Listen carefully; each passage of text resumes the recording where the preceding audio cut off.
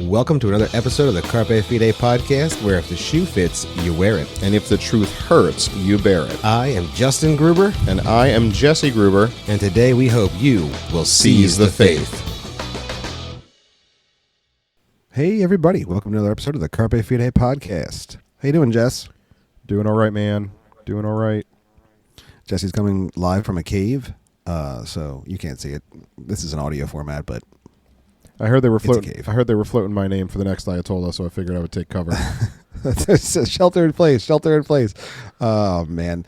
Well, this is episode 222 of the Carpe Fide podcast. Nice even number, you know? John, it's the triple deuce.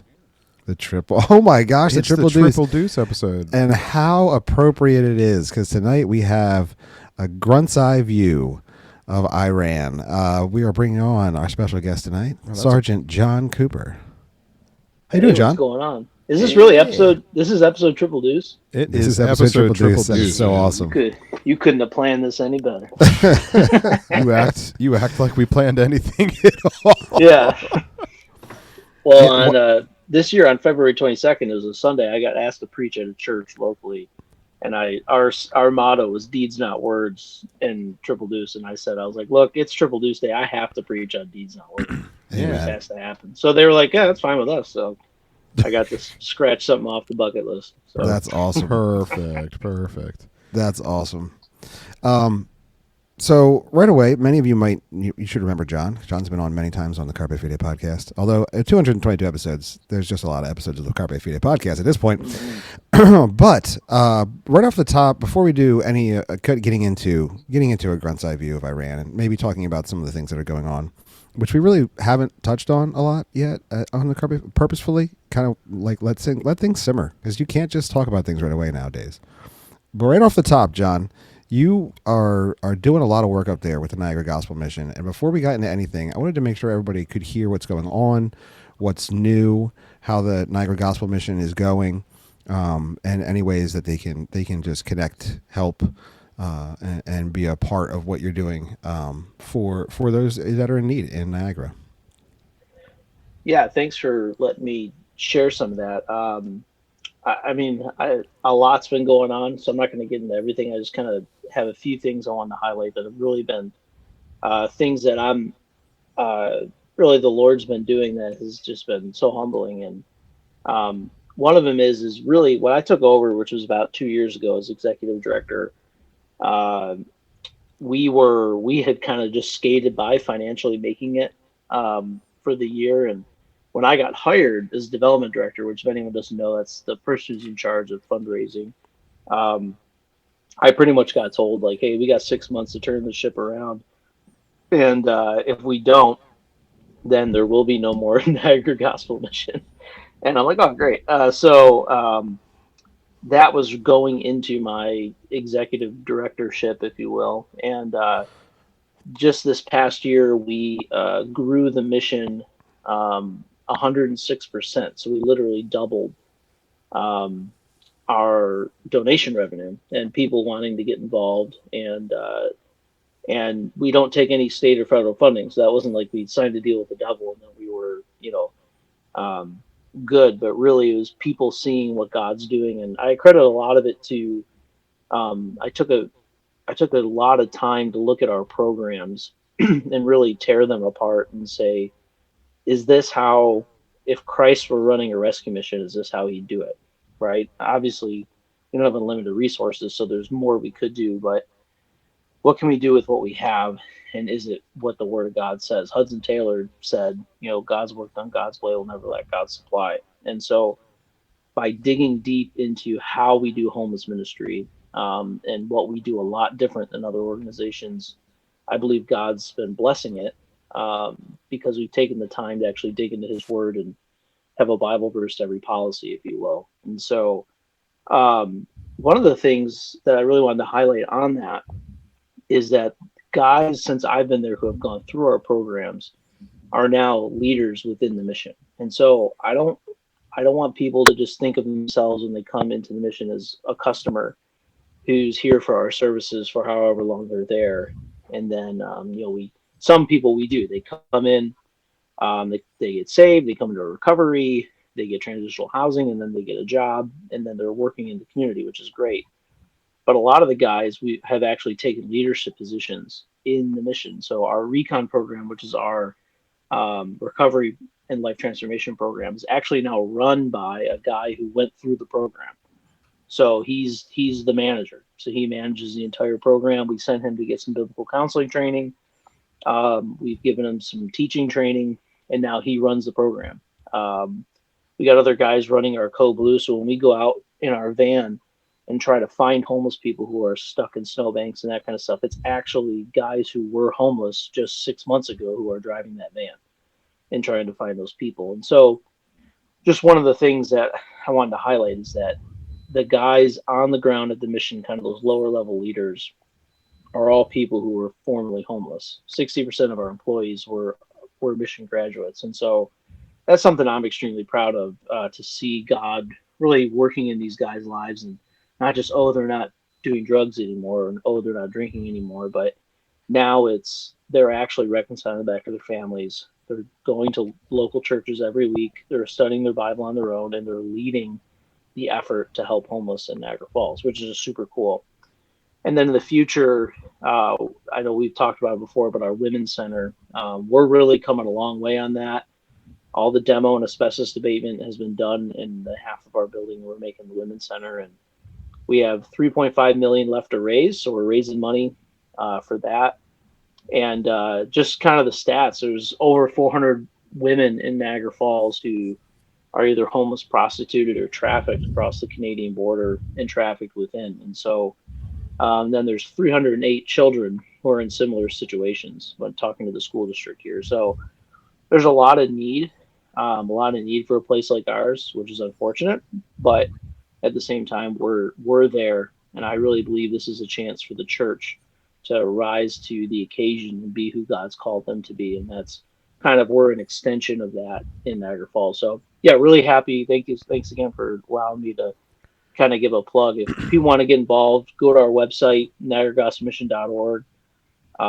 There's if you want to donate to us, there's a donation page there. Like I said, we don't take state or federal funding. If your church wants to do a missions trip to Niagara Falls, that's one thing we've just kind of started. We have a church doing that at the end of the month, so we're real excited about that. And just go on that website, send an email on there. There's a contact thing, and we'll get back to you. John, wow, that was a lot of stuff. Go ahead. Yeah. Well, sometimes it's just hard to talk, and sometimes you get a little frog in the throat. Okay. So anyway, as I was saying, you are doing with homeless people what most churches can't do with their pastoral staff, which is disciple and funnel back into ministry. And that I love hearing stories about the Niagara Gospel Mission, and not all stories are bright and happy that you have to share. Sometimes they're really tragic and full of sorrow, but there is, I don't know if I could speak of any other ministry where I could guarantee you that every dollar that you might give or consider giving would go to the best of places. Like there's only one ministry that comes to mind that I would ever consider donating to, that I would be like, yeah, no, they're not going to squander this. And that's John's. And I'm so proud. I'm so proud of that. It's really cool, man. Well, all glory to God. It's all him. I'm just stumbling through trying to figure it out. Turn this ship around or you're out of a job in 6 months. Yeah. That wasn't fun.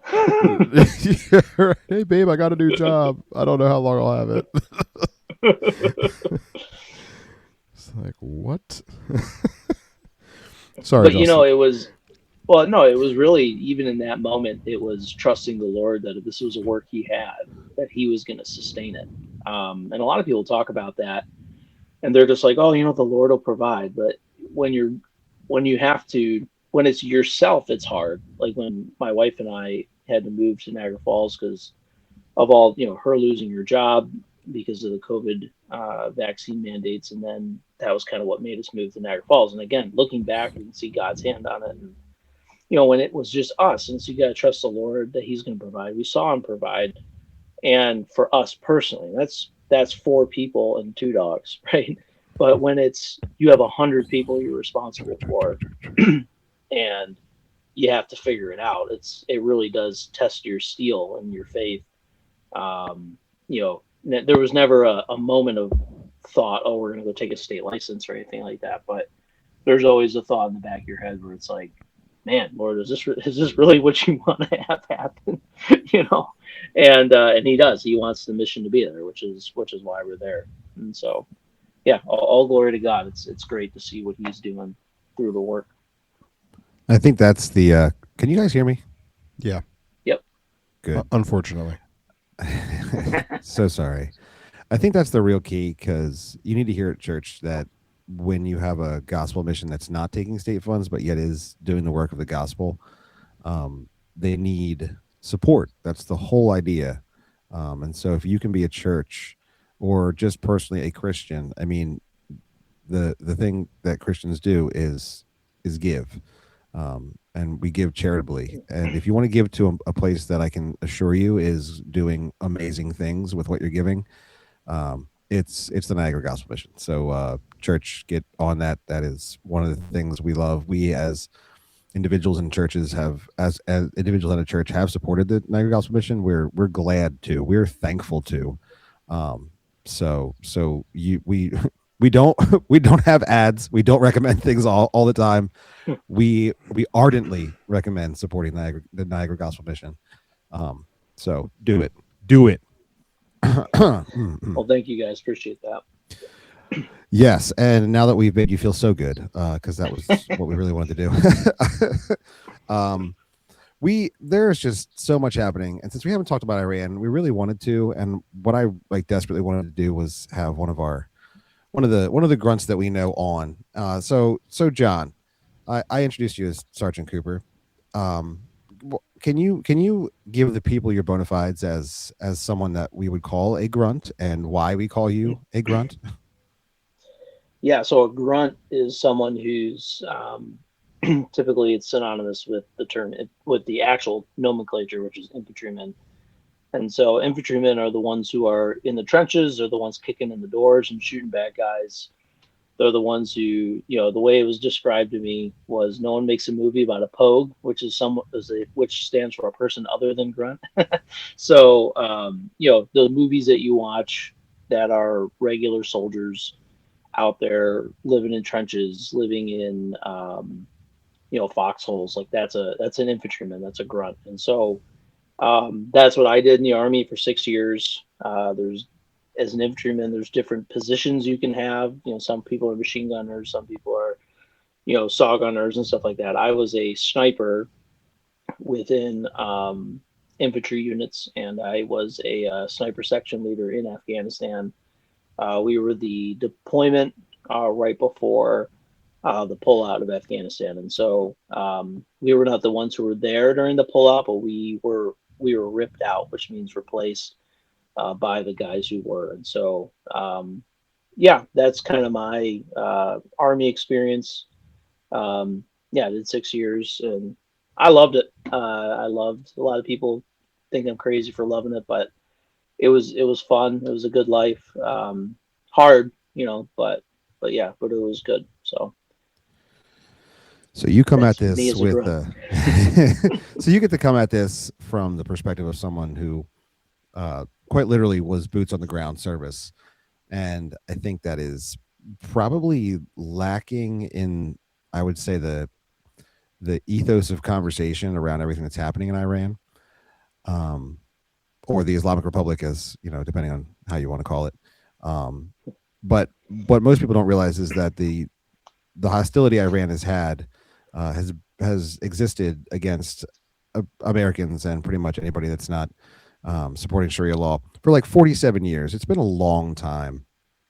Is that something that you yourself, having served, could acknowledge? You've, not that you had direct experience with it, but that, I mean, a lot of the terrorism is connected in the Middle East, and a lot of it does flow from Iran, who was able to run an Islamic Republic quote unquote republic in the country.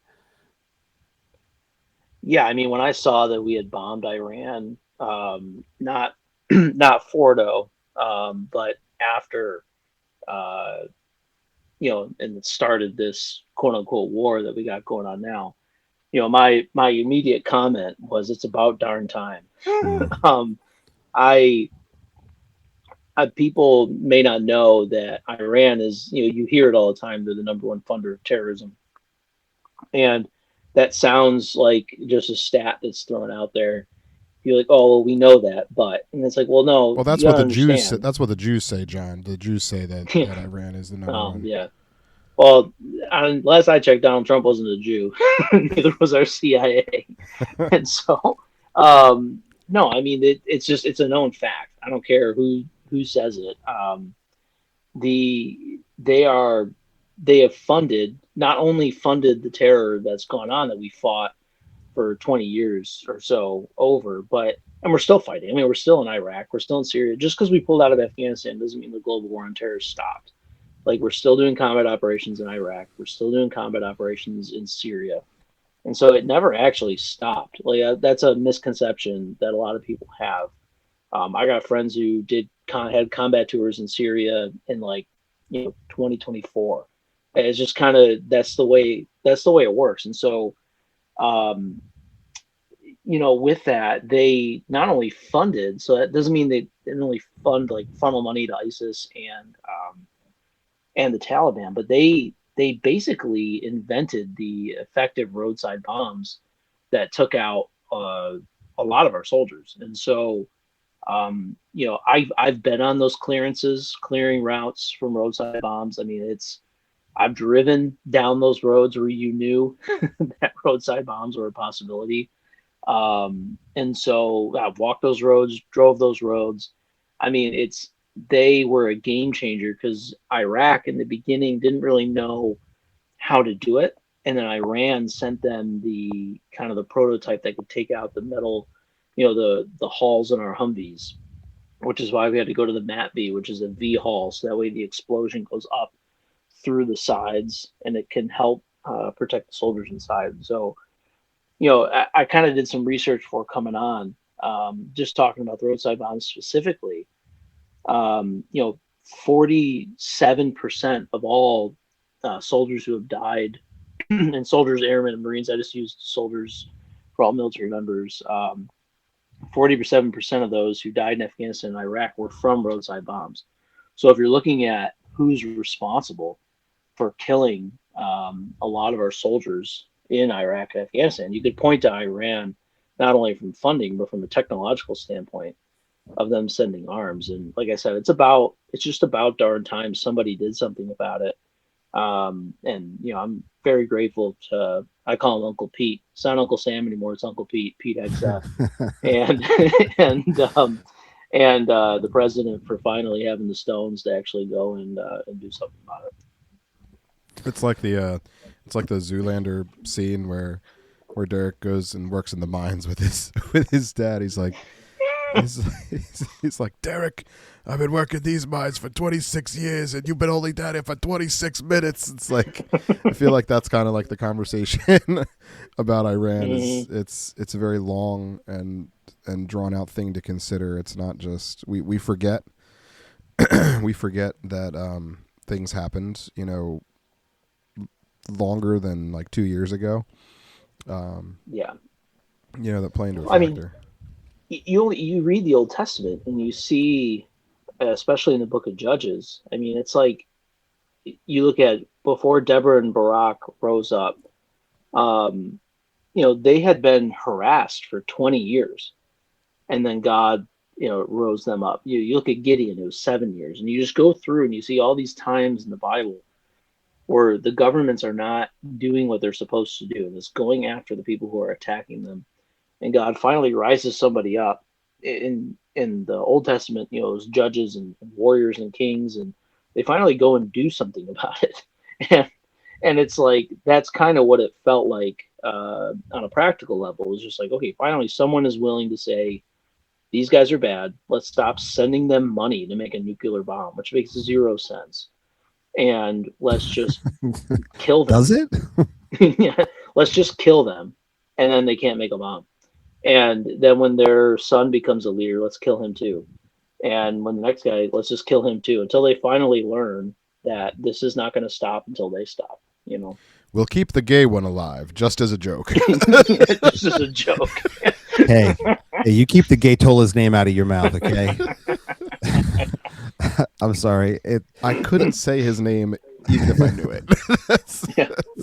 the the reality, and I think you've just touched on it nicely. We're talking about a nation bent on inflicting terror, on striking terror, that doesn't have the means necessarily to hit us where we are with their munitions, but can indeed through proxies and networks hit us and then attack us where we are in the Middle East. And they have been doing this and funding this and making this happen for almost 5 decades, and no one has done anything. Even back when we after the World Trade Centers, I mean, it's funny because I mean the powerful lobbying organization of the Jews has always, what back then was adamant that it was Iraq wasn't the problem. You need to go after Iran. Iran is the problem.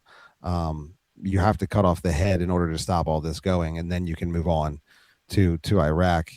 We didn't do that. We went into Iraq, but regardless, there's a different feel to what's happening now. This actually feels like what would be classified as a offensive defensive measure. Like we're actually going with an intent to do something all in offense, but as a defensive measure against what the threat actually is. And that hasn't happened in a long time. Where we're actually doing a thing instead of kind of half doing a thing. I feel like ever since Vietnam, the Department of Defense, which is now appropriately called the Department of War, wouldn't actually do the thing. They would slowly poke around at something and not do it. And I feel like this is what it looks like when you actually do war. We're calling it a war.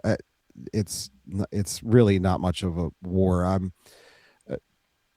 For many reasons, it's kind of just like it's literally an offensive move to provide defense for our country, to cease the flow of weapons and terrorism networks that have been all throughout the world. I mean, we've seen 4 attacks already. And I think you'd see more if there was actually a way for people to communicate effectively to their networks. It's quite impressive. It's just really impressive, honestly. Just everything about it is impressive. But here in America, where we're just fat slobs, where we are so comfortable, we have the ability to argue about a man becoming a woman.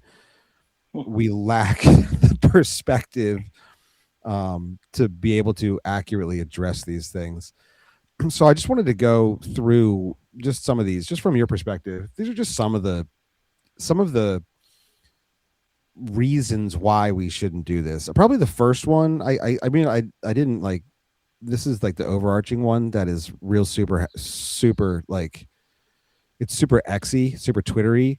But this is just the Jews, John. This is actually just the Jews. We don't have a skin in this game. I've alluded to this before. And I do want to say before we get into this topic, we have taken no money from anyone. We've taken no Jew money for this podcast.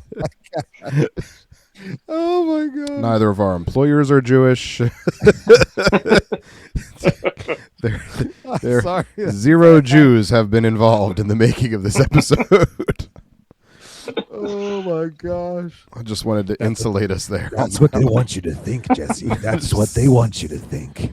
That's what a Jew-funded podcast would say. I'm telling you, a Mossad operative does not look like me. I'm telling you that right now. So I don't know. Just my perspective. It's feels very ludicrous. But John, do you see this as being the Jewish American war? Like, are we just doing what the Jews want? I mean, no one tells us what to do. I mean, that's just kind of, especially when Trump is in office, nobody tells him what to do. I mean, you can see that in the way he interacts with people. You can see that in the way he interacts with foreign leaders. I kind of equate, like you guys were talking before about how long it's been. It's like, this is like, it feels like the adults are in charge again. Like the kids kind of ran the show for a while and it was fun, but then it never got done. And now it's time for the adults to be in charge again. And, that's what, this is what it looks like. People who, just because you align with Israel, uh, as a foreign nation, and they're your ally, does not mean they get to tell you what to do. Um, this is just as much in our interest as it is in theirs. If they they chant death to America just as much as they chant death to Israel. And so I don't understand why people would think that we're just following Benjamin Netanyahu's orders and somehow that they've kind of tricked the president of the United States into doing things that he doesn't want to do. Um, I just don't see it. I honestly, if there would be any argument, it would be that we're bossing the Jews around in Israel, and the reason for that is they're doing more bombings. They're the ones who are actually, and if there is to be a ground invasion, I would assume it's going to be their soldiers, not ours, who actually go in there because it makes more sense. They're closer. And so I just don't buy it. I don't think anyone gets to boss us around, especially not when Donald Trump is in office, especially now where Uncle Pete is in charge of the Department of War. Um, I find that just silly, and it's just people wanting to get likes on social media, as far as I'm concerned. Yeah, it definitely checks out. I feel like when people tell Trump what to do, he literally will do the opposite. Like they could Yeah, say, uh, I'm sorry, Mr. Trump, you dropped that $100 bill. You need to pick that $100 bill up. He would be like, I don't have to pick that dollar bill. I can leave that $100 right there. I won't do it. I don't care what you say. Like it's just like whatever it is. He's like, I'm going to do what I want to do. yeah, um, and you're absolutely right. It is far more that America got Israel. And look, can we just be honest? Can we just be super honest? We talk about allies and we talk about Europe as an ally. Europe doesn't do anything ever. no, Europe sucks. Okay. They suck. I'm sorry. Like, you're like, oh, first, and again, like, just calm down. Israel, by the way, is not Jews. Like, I don't, I just, there's just so much talk. Israel's not Jews. Are there Jews in Israel? Yeah, there's a lot of Jews in Israel. There's also a lot of non-Jews in Israel. Israel is a yeah, nation with national interests, and they're the only ones that ever show up to actually do what we want our allies to do. It's freaking ridiculous. We call countries allies that are like, "Oh yeah, we support you." I mean, we're not going to really support you, but we'll say words that sound like we support you. It's so annoying. Oh my gosh.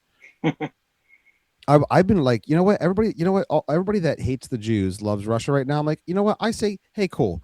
Let's just let Russia roll through Ukraine and right into Europe. Let's wait until they actually are like, oh crap, we really need your help now. We've been spending all of our money on social security nets for our people and not on defense. We could really use freaking America right now. Oh my gosh. Sorry, I ranted. I no, apologize. yeah, and I I think that if we, ranted. yeah, yeah, I mean, you even just look at what's going on when Trump's call for them to come and help with the Strait of Hormuz, and it really is amazing that that's where their oil comes from, and they're unwilling to lift a finger. Some places are helping, but like, there seems to be an unwillingness to get any skin in the game. And if I were Donald Trump, I would just take it. Be like, okay, cool, it's ours now. We control this oil now, and now you're going to pay us. You don't want you were more than willing to pay Iran. I have a feeling that's probably on the table. Yeah, seriously, you're unwilling to defend your own oil supply. Let me know how windmills work out for you. And Good freaking luck. Yeah, good luck. We'll just take it, and our gas prices will be a quarter, a gallon, which would be nice. We'll start doing Zoolander and having gasoline fights. Exactly. Yeah. My friends died in a freak gasoline fight accident. Had a gasoline fight. Oh my gosh! I don't know what a googly is. It's really frustrating. I don't look at Israel as the Jews. I look at Israel as a nation with its own interests that knows it needs America. And so right now we have Israel doing most of the fighting. We have Israel doing most of the flyovers. We have Israel doing yes, we're there and we're super BA and getting super BA stuff done. But Israel does have more skin in this game. And if anything, I'll look, stay tuned because I will give you exactly how to understand the Trump administration. Trump administration 2.0. I have the exact way to understand what's going on, and it will absolutely play out over the next 2.5 years. And you will say, "Oh my gosh, this was it." So stay tuned. Yeah, I mean, you think about this. You talk about the Jewish, you said Israel. Looking at Israel as Jews, I mean, Israel's Jewish population, people who are professing Jews there, is 7.7 million. Well, the United States' Jewish population is 7.5 million. So, I mean, we have, it's just kind of ludicrous to think that Israel's just running the show. And these are Americans. I mean, you talk to some Jews, they have a lot more alliance to America than Israel because they're Americans. It's like, they're like, why would I live here. I'm not moving to Israel so I can get bombed. It's like, I'm gonna stay here and wherever I'm. And they're probably going to leave New York, but they're going to go. Yeah, because Scranton, Pennsylvania, or somewhere like that. Yeah, seriously, New York City with that new wealth tax. If you die, that's going to be rough. I do want to point out also that the Hasidic Jewish community doesn't really participate in the mandatory service. They actually are anti participating in the army. So even if Israel was Jews, the army isn't necessarily Jews. Let's be honest with what we're talking about here, people. One of the things that was interesting I saw, Justin, that's Joe just Rogan. what the Jews want you to think. Oh yeah, sorry.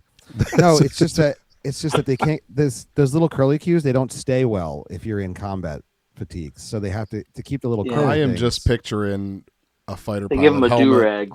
I've just pictured a fighter pilot helmet with little curls. I cannot hear you. Say it again. I'm sorry. Let me move my curl. Say it again. Okay. One of the things that I saw just recently was Joe Rogan, and Joe Rogan is absolutely a non-interventionalist, much more libertarian in his political leanings. But he said that this was just another forever war. In fact, he said every war is a forever war, which I then wanted to point out. It is for the Muslims. I just wanted to point out to him. I was not aware that the War of 1812 is still going on. I felt like the 7 Years' War also. 7 years, 700 years. But is this the fear here? Because I feel like this is being fought in a different way. It doesn't feel like a quote unquote forever war where we do find ourselves in Afghanistan for 20 years because no one has the stones to actually do what they're supposed to do. Yeah, I mean, and I kind of took notes on that. I said, what is a forever war? I mean, we were in Afghanistan for 20 years. Like I said, we're still in Iraq. We're still in Syria. By the way, we're still in Japan. We're still in Germany. We're still in Korea. I mean, we have interest abroad. I mean, the war between France and England was literally called the 100-Year War. It lasted 116 years. It started in the 1300s and ended in the 1400s. Crusades lasted 195 years. And so it's like 18 days just seems too much. And it's just kind of an insane thought process that I understand that every war can be a forever war in the sense of it has lasting impacts forever, right? I mean, I just give you an example. Like the War of 1812, a lot of it was fought where I live. And so Lewiston and the city of Niagara Falls, which used to be called Manchester, were burned to the ground, and we had to rebuild it. And there are a lot of people who say that like there was some infrastructure back then that would have helped us now that was destroyed when the British came over here and kind of ransacked that while we were in Canada. And so, I guess in a sense, like if you level an entire city to the ground, they're going to be rebuilding it for a while, and they're going to remember it. So in that sense, I can see every war is a forever war in the sense of that there are parts of that war that remain. But sometimes that's good. I mean, you look at if you were to go to the Normandy, the beaches of Normandy, and you were to see the gravestones and remember the cost of freedom, right? You remember these things because it's a lasting impact. And yeah, to think we've been there for 18 days and we're going to have boots on the ground there for the next 20 years, it doesn't seem the same way. And again, you want to talk about 18 days as a forever war. What about the past 50 years when we haven't done anything? Right? Like that's something that just doesn't seem anyone wants to bring up. 50 years we've been dealing with them as a nuisance, and now we're finally swatting the fly that's been flying around our head. And so yeah, I just don't buy it. Now, could we send troops on the ground? Could we put a base in Iran to make sure that they never rise up again? Yeah, we could absolutely do that. We should have kept our bases in Afghanistan for the same reason. There's an amazing story. I forget his name now, but he was he ended up being a general in the army. His name escapes me, but he got his first combat action as a lieutenant in Korea. But the funny thing is that when he got his first combat action in Korea, it was during the Vietnam War. We were still fighting in Korea during the Vietnam War. Geez. And so it's like people don't realize that these things take time. And are we going to send troops to Iran? I don't know. I have no say. I'm not getting Pete Hegseth isn't calling me for advice. But at the same time, like if you want Germany to change, if you want Japan to change, you put bases there. You put a base on Okinawa, where some of the most bloody war that our Marines ever fought was in Okinawa, and we have a base there. Why? Because we wanted to make sure Japan was never going to rise up and do that again. And that's the kind of people see a base in Afghanistan and think, oh well, Afghanistan should have just been Western by now. It's like, well, that's just not the way it works. And I think we did a poor job, I think, of communicating that to the public and really, again, just looking at Japan, Germany, Korea. We have bases there for a reason. Yeah, there's no reason to think that Iran is that the Persian people are going to adopt Western style constitutional democracy. That's not how they've ever lived. That's not their culture. And I personally think they can have their culture. That's fine. I would rather them come to know Jesus Christ and have eternal understanding of how they should live and move on this earth and know his joy and peace.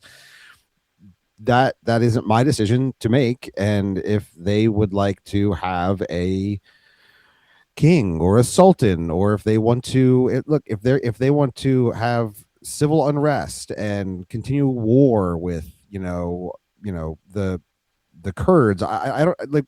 I'm not there to build their culture. I am there to make sure that they don't continue to live under the oppressive hand of a terrorist funding or nation. I mean, we're talking about we're talking about every war is a forever war. No, look at North Korea. What we don't go. North Korea sucks. I've said sucks a lot now, but we don't go to North Korea because North Korea has nuclear weapons. That's the problem. And to think that we were just messing about with Iran, allowing them to become a far more radical, religiously radical nuclear capable power would have been the dumbest thing in the history of geopolitics. Absolutely. And that really brings me to another fact. One of the problems that I'm seeing is that we have a serious push from non-interventionists. So just on the geopolitical level, you have non-interventionists, and probably the most quintessential non-interventionalist you can understand would be somebody like Rand Paul. Rand Paul is, don't get involved with anything, just focus here in America, which would be fantastic, except there's a lot of people that want to kill us, and they are everywhere. Now, I'm a big, I understand the post-war consensus, and I'm not for the post-war consensus, generally speaking, the flattening of morality around some sort of pushed humanistic view across the world, the removal of God in every way. It's a gross general view. At the same time, I also can identify the fact that we have enemies, not just, inside of America, but outside of America. And the enemies inside of America, they're easier to spot. The ones that are outside are harder to spot and willing to do far more damage than the ones inside. So when I think about the non-interventionalists, they're just saying that, we should never get involved in these conflicts. And yet these conflicts come to us over the past 47 years. The violence done to us, to Americans, to American soldiers, to Americans that are traveling abroad on behalf of the terror networks of Iran, is a very real thing. I don't know that I don't. I am not we need to democratize the world. That's not what I'm for. But to think you should be a non-interventionalist doesn't seem to really equate with me with the biblical perspective that we are to go into all of the world and to preach the gospel. And it's hard to go into all the world when part of the world wants to kill you. Yeah, I mean, I am I am not a non-interventionalist. I mean, I wouldn't have signed up to go to Afghanistan if I believed that. That checks out. Yeah, I think that you have to be careful. There's a verse that I often go to in my own personal life, and I mean that's what the verse is meant for, is those who know the right thing to do and do not do it, for them it is sin. But I also think that has um, obviously has a broader implication. And when you're a nation that can do something to stop gross evil, not just against your own people, but other people as well, um, I think that sometimes there is a case for hopping in and making sure that really bad things don't happen. A nuclear bomb does not sound like something we want to see in this world again. An explosion of a nuclear bomb. I don't want to see it. And there's only one way to stop that, right? It's like, how do you stop a bad guy with a gun? It's a good guy with a gun. And so, how do you stop evil people from getting nuclear weapons? You make sure they don't get it. You bomb them. You do what you have to get in there and stop that. And even not just nuclear weapons, ballistic missiles. I mean, that's the other thing too. Is like, people act like, well, we bombed their nuclear facilities. They just had other bombs. It's like, well, they still bomb people. Like, they still kill people. Like, it's just Bomber's like, gonna bomb. You know what I mean? yeah. Bomb's going to be bombs. And so I find it just kind of funny. It's like they and the other thing is too, like, this war specifically, they have attacked us. And though it's taken us 50 years to do it, we're finally responding. And that's what's happening here. And I understand, I guess I can sympathize with someone who says, well, don't just go to Somalia and take out their leader, like in the 90s, and intervene there. And then you have Blackhawks that go down in the streets of Mogadishu. I understand that sentiment, but I think that a lot of those people have never seen what pure evil looks like. Are the evil we have here in America, and I believe it's because we're a Christian nation, we've been very blessed that even our evil isn't in its purest form in a lot of places. Would you say And it's what kind I of like mean by it's kind of like a civilized evil? yeah, Is that and like is I'm that kind careful of to like say this because there is some pure evil that happens here, like school shootings and things like that. yes? But I mean, school shootings is like a like if there were schools in these areas, like in Iran, like this would be normal stuff. Like in Afghanistan, their people, their leaders are like raping boys. I mean, you look at what the Muslims did when they conquered a lot of the lands they now inhabit. I mean, they were taking nuns, slitting their throats into baptismal fonts, and then baptizing babies into them as a mockery, and then killing the babies. I mean, in their leaders are raping boys, they're raping women, they're throwing people off of towers. I mean, it's savage, and they are savages. I know. I think it was Pete Hegseth said that, and a lot of people have been going after him for it. But it's the truth. You act like that, you're going to be called. We're going to call it how it is. And these people, they deserve to die. And I know in our theology, we say, well, we're all deserving to die because we're sinners. And that is true. But when you inflict these kind of things on people here on this earth, you don't get to live. You don't get to continue to do it. And us as Americans, we have the ability to stop a lot of these things. Now, where the hard part becomes is when do you get involved and when do you not? Because if you do this in Iran, I think it's, again, Iran, I think is very clear.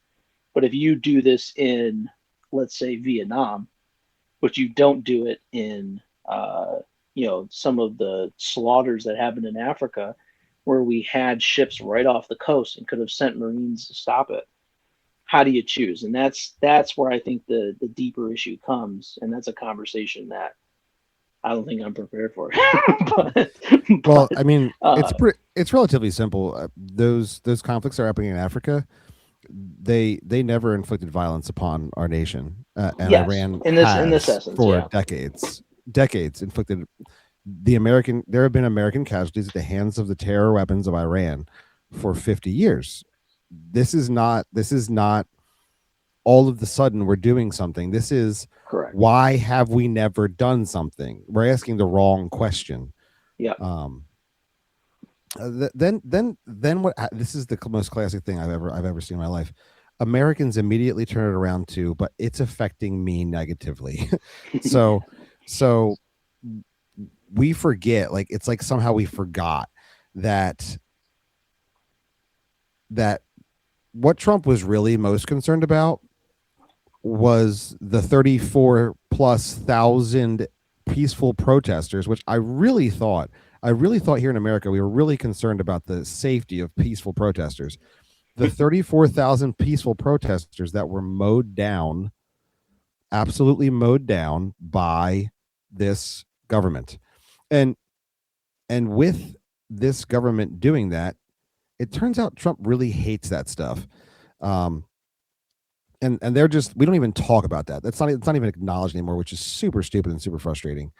But immediately we forget that, and Americans are like, but oil prices are going up and I don't want to pay more for gas.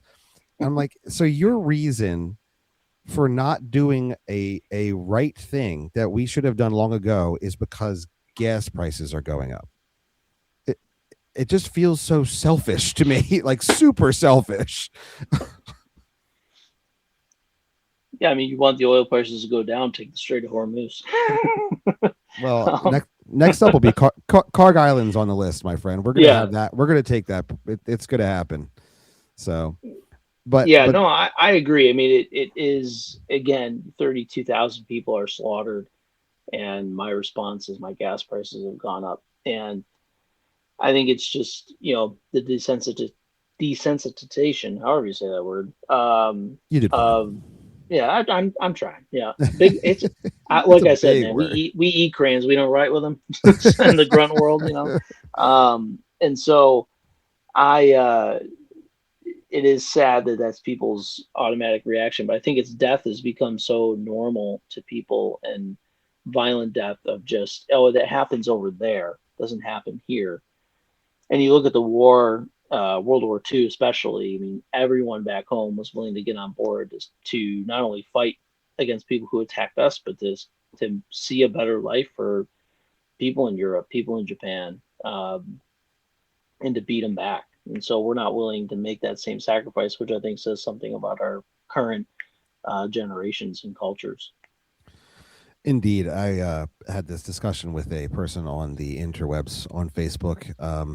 They posted, I can't believe I'm paying $3.85 for gas here in New Jersey. This should never happen." And I had to remind them that in 2022, gas prices in New Jersey were over $5. Um, Hmm. and we weren't actively. And you know what? You know the mystery is? It was like, why are they this much? Oh, well, it's because Russia and Ukraine are at war. And I'm looking around like, Russia and Ukraine are still at war. Like Russia and Ukraine are still at war. We actually know why our gas prices are going up right now. We know that this will end and our gas prices will go down, and depending on how it turns out, could go down a whole lot. Like it's like the most disgusting, gross. I think it's super super gross.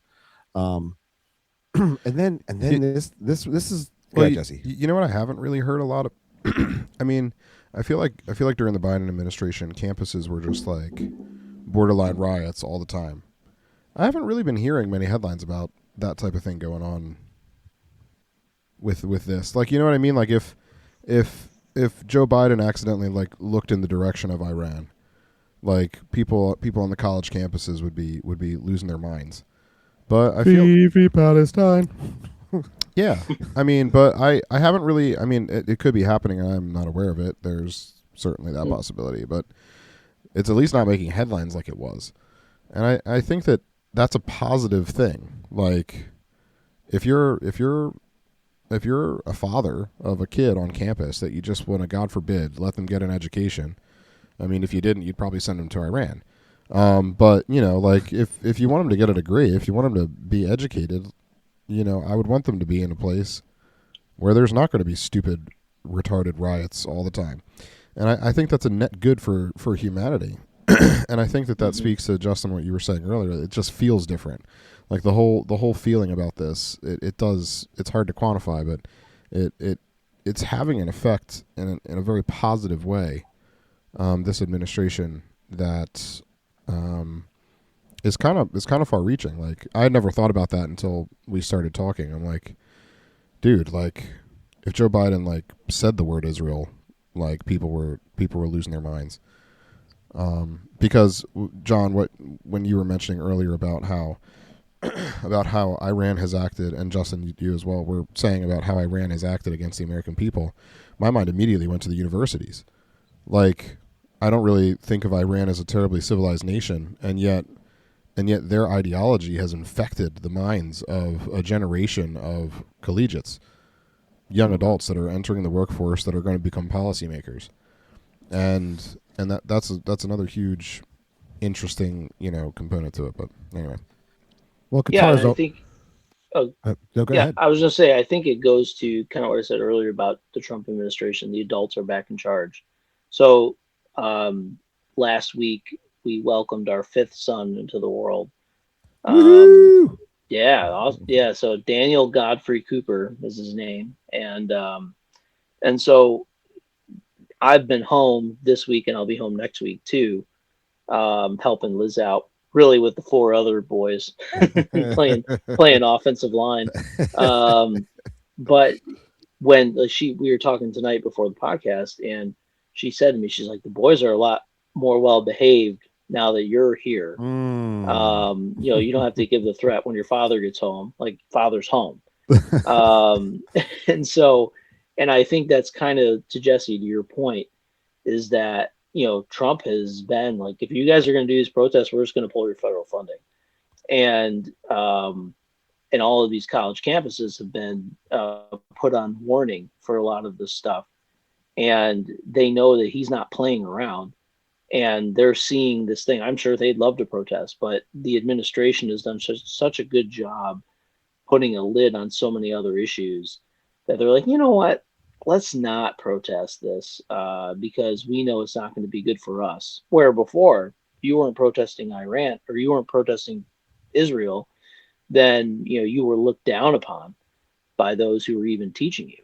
And so it really is amazing that though I don't personally believe Trump is a believer. He's said, "I don't know that I'm going to heaven," and usually a That's not telltale usually. sign of a Yeah, that's believer is they yeah. know. However, his effect has gone to is he wants to see uh, America and the West go back to a Christian identity. And I think that's one of those things that they know this is where if the Trump administration, as in JD Vance gets the next presidency and we Well, continue on Marco this way, Rubio, but yeah. or Marco Rubio, yeah, we're not going to go back to um, we're not going to go back to silly town. Like this is the adults are in charge. We're back to law and order and a Christian ethic, at least in our governance and in our culture. And it's not perfect yet, and I don't know that it ever will be, but it's getting back to at least where we were in the 50s or something. So The 50s when we oppressed women. How dare you, yeah, John? yeah. The I will point out that Qatar actually is one of the chief donors to our universities in our country, which is very interesting because Qatar always plays both sides when it Mhm. comes to the Middle East and America, which is just interesting and maybe just food for thought. Why? Why is Qatar giving so much money to the universities? Anyway, one of the things that I saw was that we shouldn't be doing this to Iran because Iran has terror cells all over the world, including in our own country.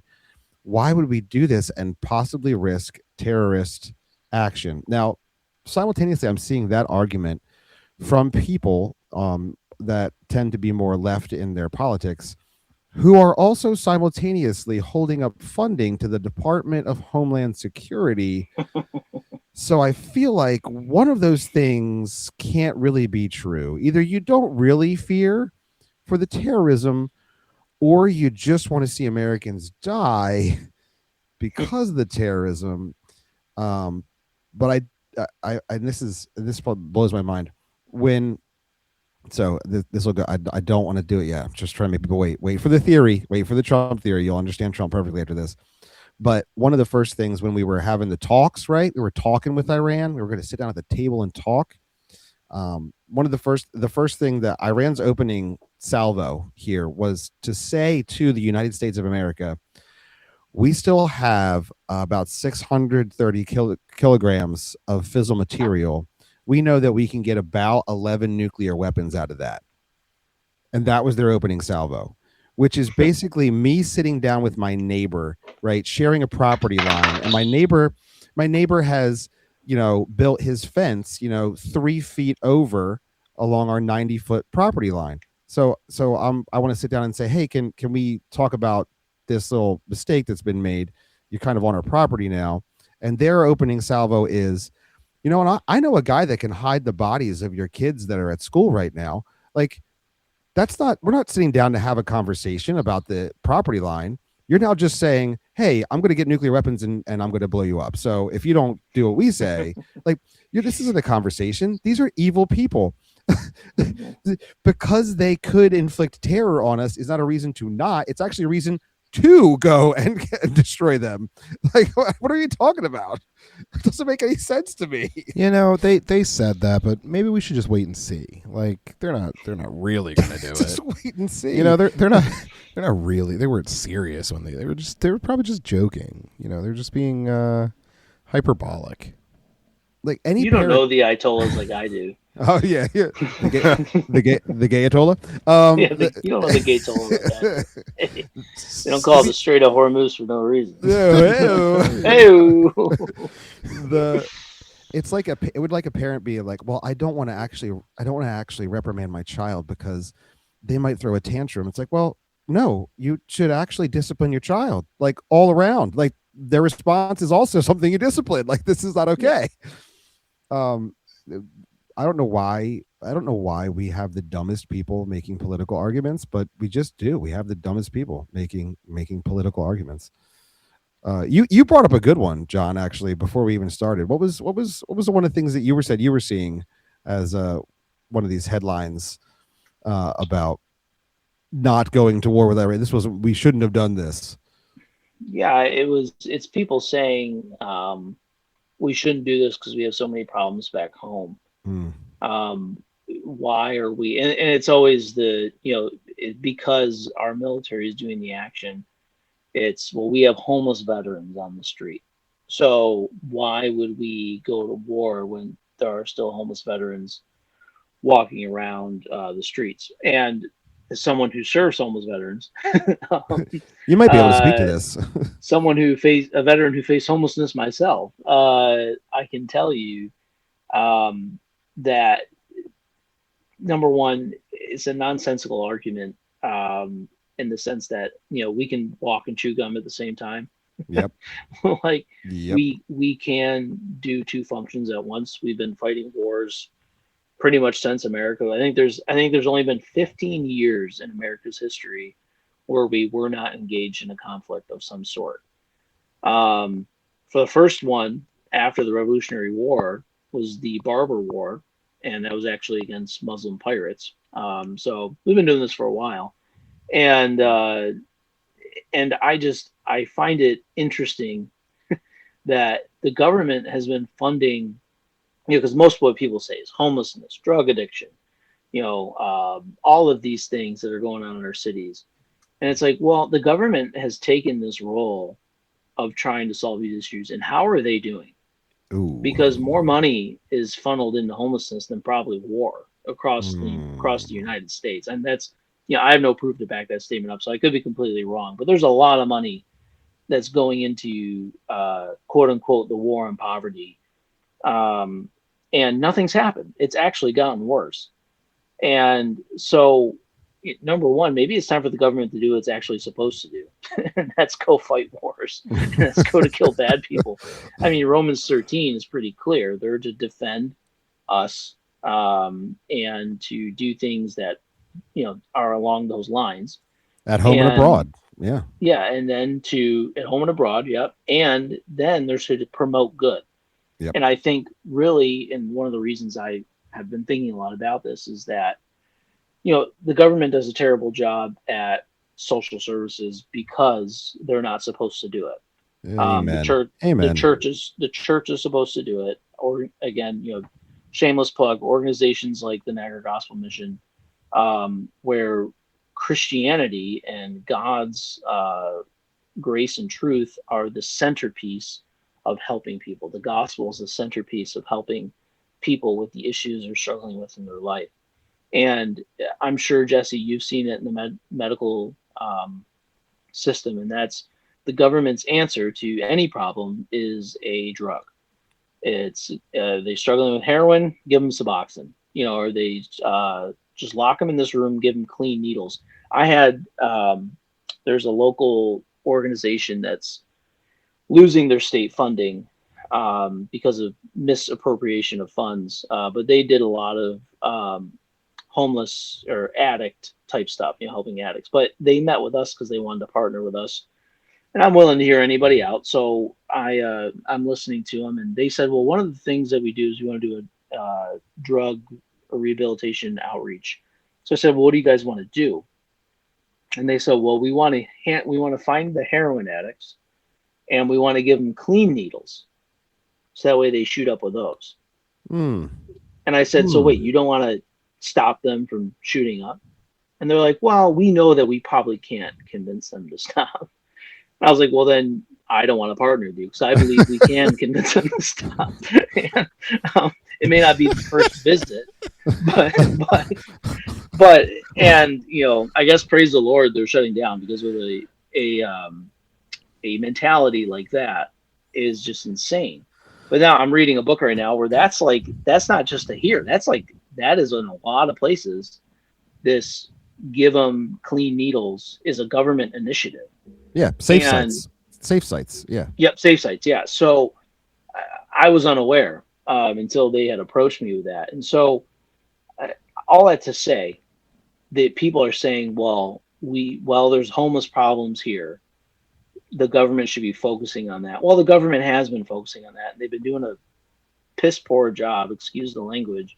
And it's about darn time the church rises up and sees that this is our responsibility, because God may lead these people to a spot of hopelessness and helplessness, because the only thing that gives them hope and the only thing that helps them is the gospel of Jesus Christ combined with their needs, right? Like James says, those who see those in need and just say, be warm and filled and wave their hands. And I always say that as the people who just share the gospel. There's a homeless guy in the street.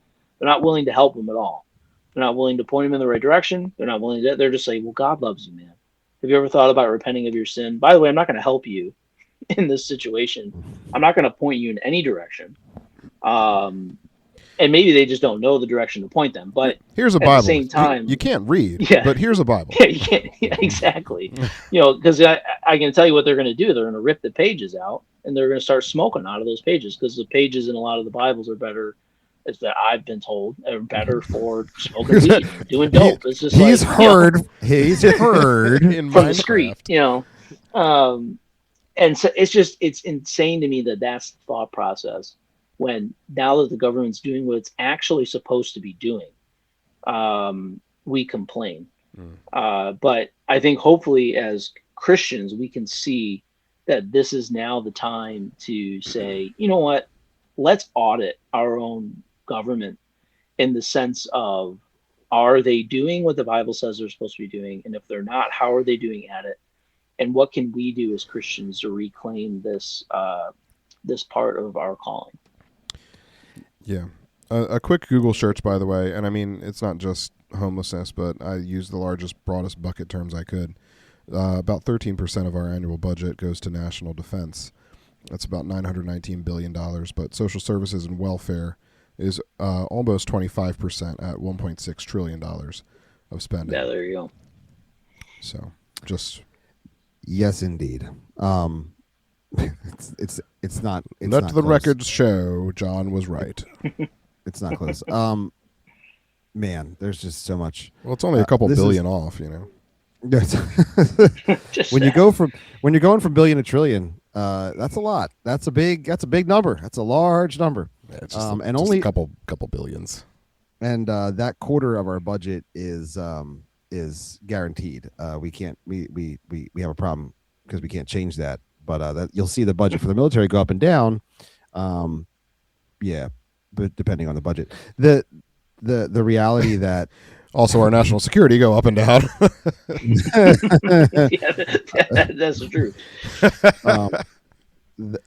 There's a very real sense biblically that the government wielding the sword against unrighteousness is exactly what is happening. Iran has been unrighteous towards us. They have murdered Americans, and this is what righteousness being wielded against them with the sword is what the government's supposed to do. The government is not good at orphans and widows. That's the church's purview. And so like we've been talking a while. I'll give my Trump theory now, because I don't want people are like, oh man, they're itching for this Trump theory. I'm pretty sure they forgot, but now that you've reminded them, I'm sure they're ready to. If you want to understand Trump, it is actually Trump 2.0. Trump 1.0 was I got elected. I kind of just figuring this out. Trump 2.0 has not been like that. So Trump has always been in the spotlight. He's been a real estate mogul for forever, but he really got famous, right? Rap songs were written about him when he was on TV, and was on a very successful TV show. Trump's 2.0 administration is run like a TV show, and not that it's fictional, but how a TV show is run, just so everybody knows. You watch season 1. You are currently watching season 1, especially in a reality TV show. And as you're watching season 1, you're watching the past, because season 2 is being filmed and season 3 is being planned. We are living in the Trump administration by watching season 1, but season 2 is already being filmed. People that are thinking this is going to be a forever war, this war will be done one way or the other before June. Like, there's no way it'll go past June, because Trump's second season is coming up, and you haven't seen it yet. And you can see this literally play out with Iran. Iran was, don't shoot the protesters. If you shoot the protesters, something bad's going to happen. And that turned into us wondering, well, they've killed 30,000 protesters. Why is nothing bad happening? Why is he going to talk with these people? All the while, what's he doing? Moving some of the most sophisticated military craft into targeting range for an obvious mission, an offensive mission into Iran. That wasn't smoke and mirrors. That wasn't smoke and mirrors. That was season 2 of Iran. It was being filmed. We're watching season 1, and season 2 is being filmed. We're now watching this happen right now. It's season 1. What's happening? Well, Venezuela, we took out their president. Venezuela's doing great. We're getting more oil from Venezuela. We're simultaneously now shutting off oil to some of our key enemies, like China, who's getting a trickle instead of a flood like they were getting from Iran. And guess what's happening in Cuba, who got most of its oil from Venezuela? Now, Cuba, in an energy crisis, the people are starting to rise up against the communist dictatorship. And simultaneously, you're now seeing what was being filmed while you were watching season 1. Let me tell you, what we're about to see is the ending of this war and the beginning of a years-long, from July 4th on to December, will be a celebration of the 250th anniversary of America. People at the midterms will forget that Iran ever happened because Trump season 3 has been being talked about already. And soon they'll start shooting season 3. We're still watching season 1. That's been since day 1 of the Trump administration. So if you want to understand how the Trump administration 2.0 is working, it's working like a TV show. As soon as the pilot launches, if it's successful, within 30 days, they're already planning season 2, and then they start to shoot it. That's how this administration's working. And you've seen it at every turn. You guys, I mean, we were talking about Renee Good and Alex Prevetti like they were the end-all be-all of American news. Now Tom Homan's in charge. You don't hear anything about Minnesota. You don't hear anything about it because season 1 was what was happening. Season 2 was already being filmed, and now we're moving on to filming season 3. It's like on repeat. If you think about the Trump 2.0 as a successful series of TV franchise, you will understand what is actually happening. Anyway, that's your theory. That's my theory. Do you like it? Does it work? It actually works really well. I was really impressed with how it works. It works so well. You know, Justin, it was the best description that I've ever heard of any presidency. Thank you, Mr. President. Thank you very much. Oh, my gosh. And I said, Justin, what a guy. He always comes out. But seriously, I want this day to be marked. I remember when, Jesse, you remember when China said how they had an AI program that worked just as well as all of our AI, but it worked on a third of the power? I do. And I literally said, guys, just wait. It's actually using the same amount of power, and it's just our technology. And what happened within the week, it turns out, oh, no, it's actually using the same amount of power, and it's based off of our technology.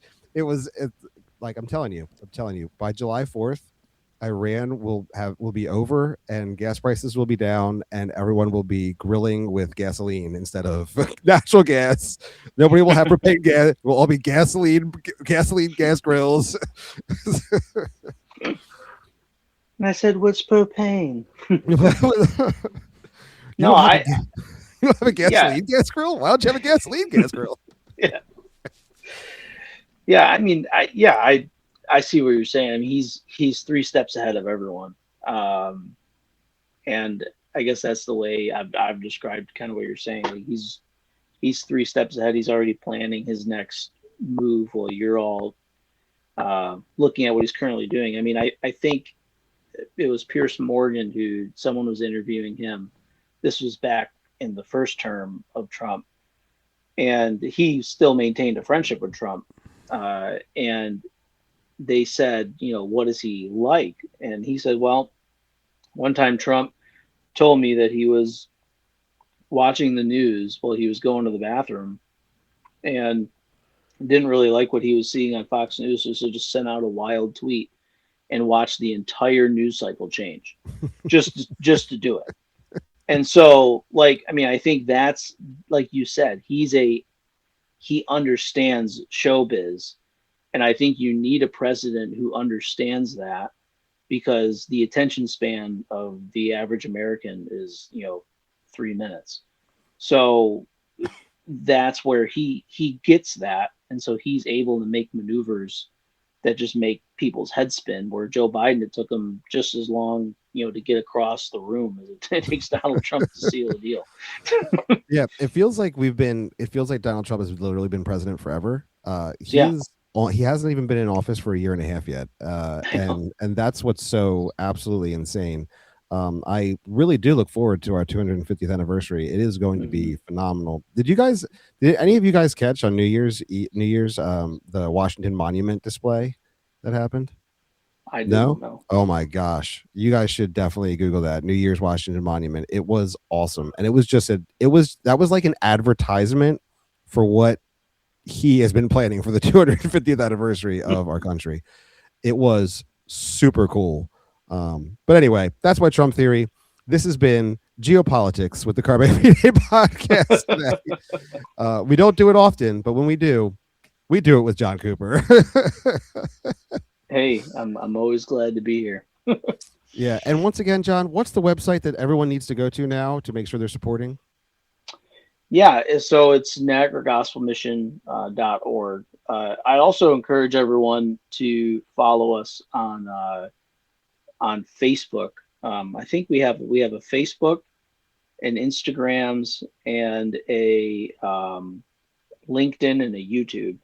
But if you follow us on there, we, not necessarily me, are extremely active on that, putting out stories, giving you updates. I personally give an update every Monday about what's going on at the mission that you can watch.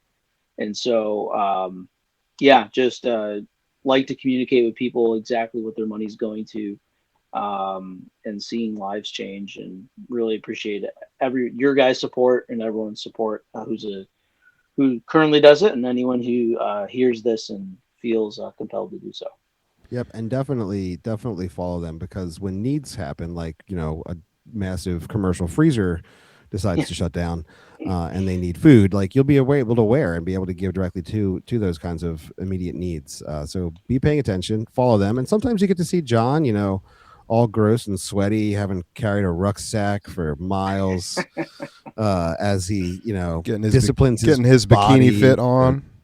Yeah, could have fit into that banana hammock real good this summer. Yeah.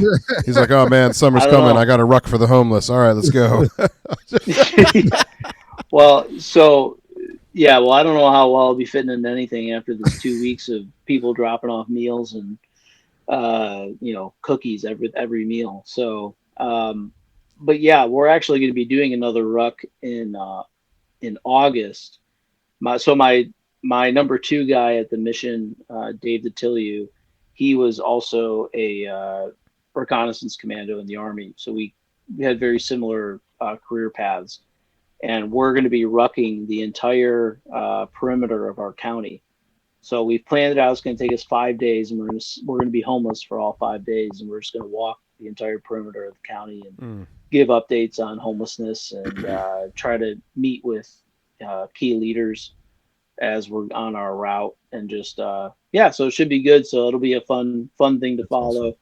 Awesome. And hopefully raise some money. But we help people from the entire county, so we just want to raise awareness to that effect too. That's awesome. Well, we've given you some things to do, dear Christian, so get after it and get doing it. Yeah, some of you guys, also, not a lot of you guys, some of you guys are in like really, really just pansy churches, and like your leadership, they're more comfortable donating to things than doing things. And you know what? I say leverage that for good. So tell them about. don't tell them this podcast. don't put it this. But just tell them about the Niagara Gospel Mission. Say, hey, can we donate? Can we donate even just one time there? I mean, it's worth it. It's worth it. It absolutely is. And since we've talked Bible in a geopolitical context and the role of government, and we've given you something that you can actually go and actively engage with and contribute to the ministry that John's doing, it just feels appropriate that we would say this at the end of every episode. We hope you this day, dear Christian, would seize the faith.